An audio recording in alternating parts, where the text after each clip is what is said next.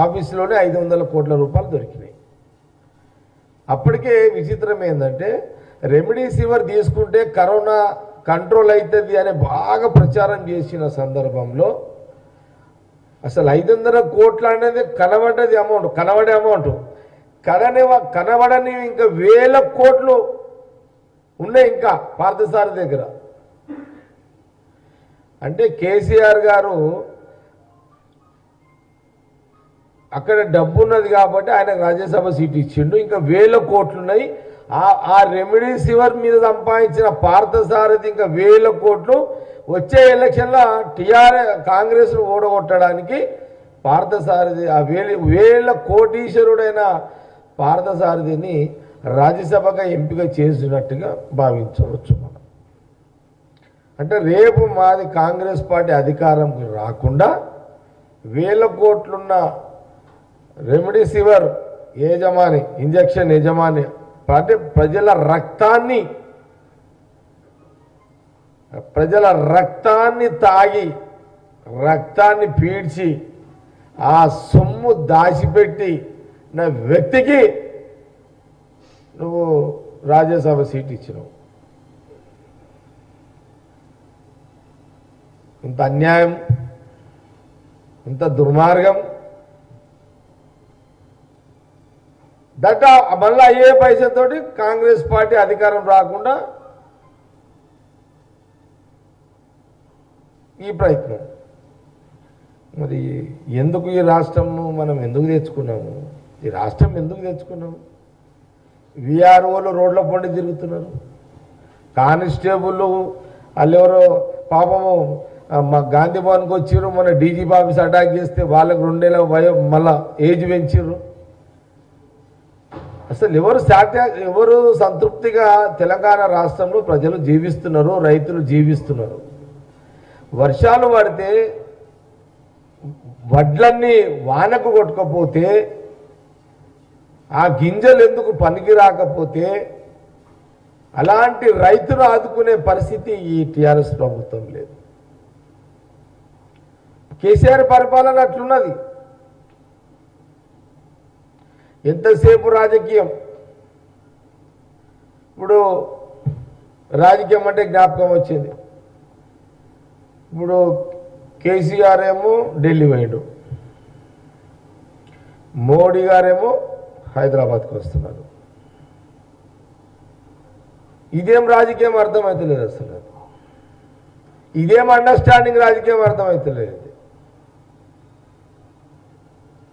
నేను తెలివి వచ్చిన కానీ చూస్తున్నా. నేను రాజకీయాలు లేనప్పుడు చిన్న పిల్లగాడు అంటే నేను ఎప్పుడు చూస్తున్నా అంటే నేను ఇంటర్మీడియట్ చూస్తున్నా, 83 చూస్తున్నా. ఇందిరాగాంధీ గారు ప్రధానమంత్రి అప్పుడు మన ఆంధ్రప్రదేశ్కి వస్తే ఎన్టీ రామారావు గారు తెలుగుదేశం సీఎం. అప్పుడు ఆయన పోయి ఇందిరాగాంధీ గారిని రిసీవ్ చేసుకున్నాడు.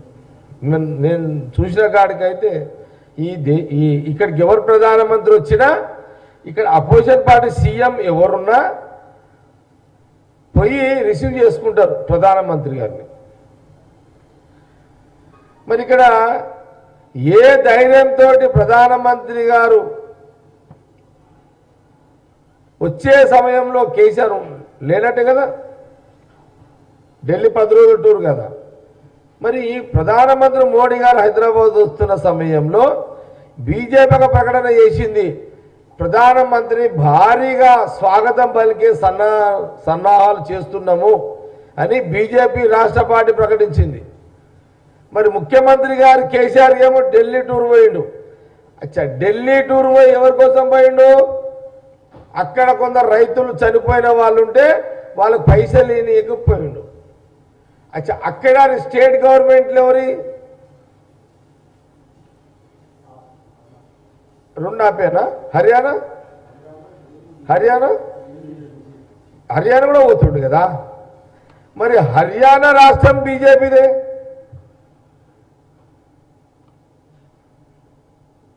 మరి ఇక్కడున్న రైతులకు రూపాయి ఇక్కడున్న రైతుల దగ్గర పోతలేడు. మరి అది చూడండి. ఇప్పుడు తెలంగాణ రాష్ట్ర ముఖ్యమంత్రికి హర్యానా రైతుల ఈడ రైతులు చచ్చిపోతేనేమో దిక్కులేదు ఈడ. మరి హర్యానా రైతులు ఓకే సంతోషమే, మన రైతులకు ఇచ్చి ఆ రైతులకు ఇస్తే అందరం కాదని అనం మనం. కానీ ఆడ బీజేపీ ప్రభుత్వం వల్ల హర్యానాలో బీజేపీ ప్రధానమంత్రి హైదరాబాద్ వస్తున్నాడు, టీఆర్ఎస్ ముఖ్యమంత్రి హర్యానా బీజేపీ ముఖ్యమంత్రి దగ్గర పోతున్నాడు. ఇదేమి రాజకీయం? మళ్ళీ ఇదే టైంలో స్టేట్ బీజేపీ కమిటీ ఈయన సన్నాహాలు చేస్తున్నది. అంటే ఎంత నీచమైన రాజకీయం అంటే, ఈ రాజకీయ పార్టీలు, ఈ రెండు పార్టీలు ప్రజల కష్టాలను గాడుపులో వదిలేసేసి వాళ్ళ కుర్చీలను ఎట్లా కాపాడుకోవాలి, ఈ ముఖ్యమంత్రి కేసీఆర్ కుర్చీ ఎట్లా కాపాడుకోవాలి, అసలు ఈ దేశంలో రాష్ట్రంలో కాంగ్రెస్ పార్టీ లేకుండా ఎట్లా చేయాలి,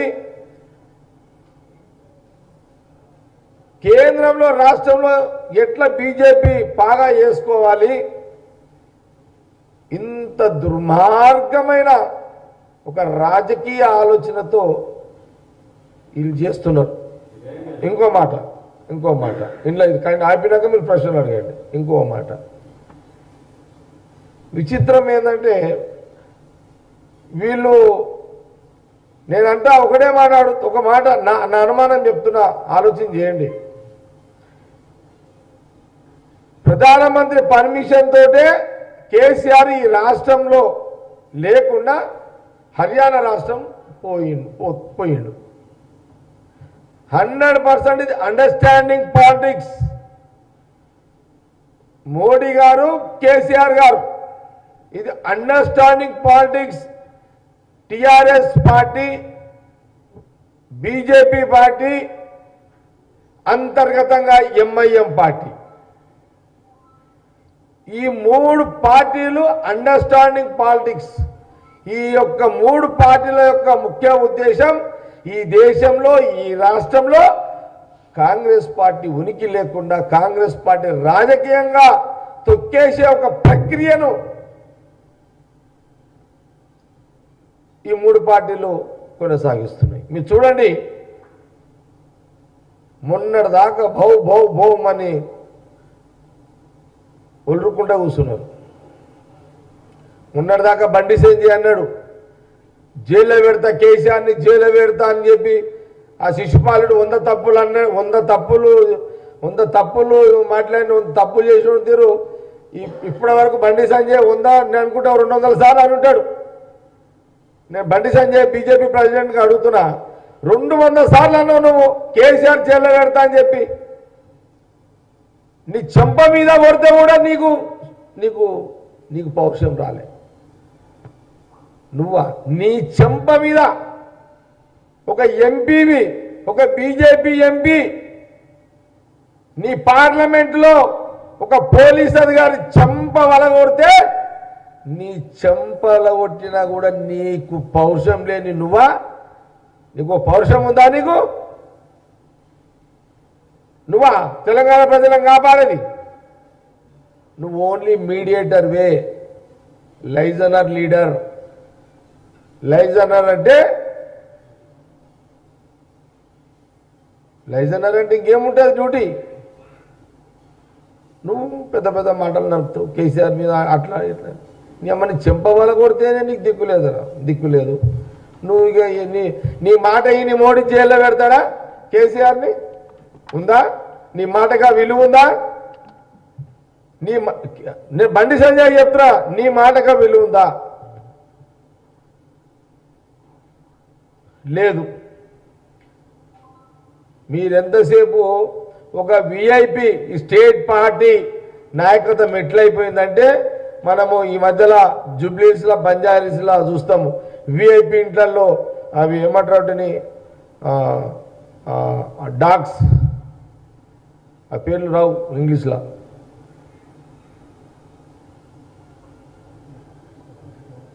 ఏమంటారు రాజు? ఏమో అవి అవి ఇప్పుడు ఎవరైనా మనుషులు ఎవరైనా విఐపి ఆ విఐపి ఇంటికి ఎవరైనా వచ్చినాక బో వృద్ధనే ఉంటాయి అవి. లోపలికి ఓనర్ వస్తాడు, రాగానే ఓనర్ బంద్ అవుతాయి ఇవి. స్టేట్ పార్టీ బీజేపీకి అట్లుంది. ఓనర్ ఎవరు? మోడీ. బౌబౌ అనేది ఎవరు? State BJP. వచ్చే విఐపి ఎవరు? కేసీఆర్. ఇది ఇది ఇంత అవసరమా? ఇంత చండాలమైన రాజకీయం మీకు అవసరమా? అధికారం కోసం ఇంత చండాలమైన రాజకీయమా? ఇంత చిల్లర రాజకీయమా? కాబట్టి సరే, కాంగ్రెస్ పార్టీ అధికారం ఉన్న ప్రజల మధ్యలో ఉంటుంది. కాంగ్రెస్ పార్టీ అధికారం లేకపోయినా ప్రజలకు సమస్యల మీద పోరాటం చేస్తూనే ఉంటుంది. అధికారం కోసం షార్ట్ కట్లు కొట్టాల్సిన అవసరం కాంగ్రెస్ పార్టీకి లేదు. అధికారం కోసం సెక్యులర్ భావాలను దెబ్బతీసే అవసరం కాంగ్రెస్ పార్టీకి లేదు.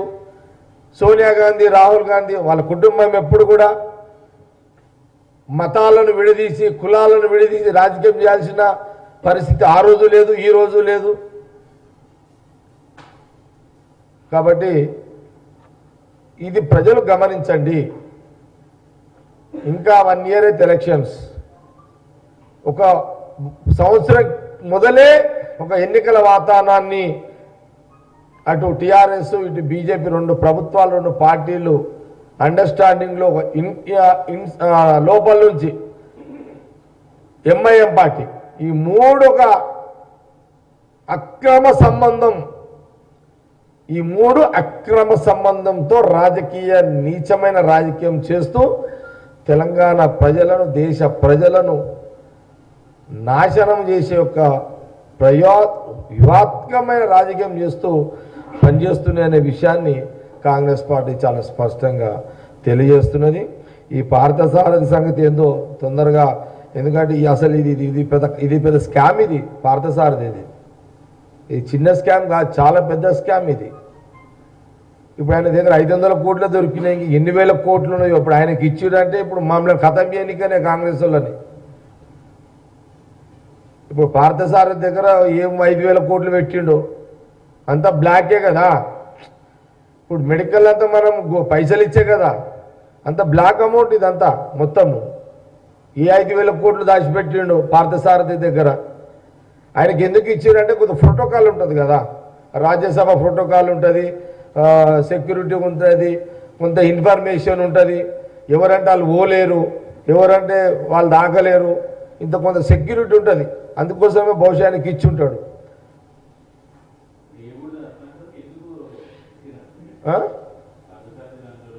పార్థసారథికి ఇవ్వడానికి కారణం ఒకటే, టిఆర్ఎస్ డబ్బులన్నీ ఇప్పుడు పార్థసారథి దగ్గర ఉన్నాయి. కాంగ్రెస్ ఈడ అధికారం రావద్దు, తెలంగాణలో రావద్దు అని అంటే ఈడ ఒక 5,000 కోట్లు ఖర్చు పెట్టాలి. దానికి సంబంధించిన డబ్బే పార్థసారథి దగ్గర ఉన్నది. ఇందులో ఏం అనుమానం లేదు, ఇది పొలిటికల్ విమర్శ కాదు. ఎందుకంటే ఇప్పుడున్న ఈ కరోనా టైంలలో రియల్ ఎస్టేట్ అవుట్ అయింది, రియల్ ఎస్టేట్ డబ్బులు లేవు, గవర్నమెంట్ డబ్బులు బయట తిరుగుతలేవు. ఇప్పుడు మనిషి రెండే నడుస్తున్నాయి, రెండింటి దగ్గరనే లిక్విడ్ ఉంది. ఒకటేమో గోళీలు, ఇంజక్షన్లు, ఇంకోటేమో మందు, ఇది beer and whisky. Liquid cash ఎక్కడ ఉండిందంటే ఈ రాష్ట్రంలో రెండే రెండు, ఒకటేమో విస్కీ బీరు, రెండవదేమో ఫార్మా ఇండస్ట్రీ. ఎందుకంటే ఒక సెక్షన్ మనకి మనుషులము